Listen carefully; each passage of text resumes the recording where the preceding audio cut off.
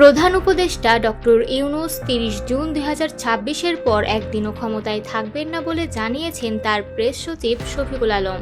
শনিবার ১৭টি রাজনৈতিক দলের নেতাদের সঙ্গে ডক্টর ইউনূসের বৈঠকের পর গণমাধ্যমকে এ তথ্য জানান তিনি। এটা ডিসেম্বর থেকে জুন মাসের ৩০ তারিখ পর্যন্ত এর মধ্যে ইলেকশন হবে। ওই জুন মাসের ৩০ তারিখে জুলাই মাসের ১ তারিখে যাবে না। শফিকুল আলম বলেন, বৈঠকে প্রধান উপদেষ্টা রাজনৈতিক নেতাদের বলেন, আমরা এখন এক ধরনের যুদ্ধে আছি। তিনি আরও বলেন, আওয়ামী লীগকে নিষিদ্ধ করার পর মানুষ কিছুই মেনে নিচ্ছে না। দেশের ভেতরে ও বাইরে থেকে ষড়যন্ত্র চলছে আমাদের আবার পরাধীনতার দিকে ঠেলে দেওয়ার জন্য। তারা দেশকে অস্থিতিশীল করার চেষ্টা করছে। তিনি জানান, সুষ্ঠু নির্বাচন না হলে ডক্টর ইউনূস নিজেকে অপরাধী মনে করবেন।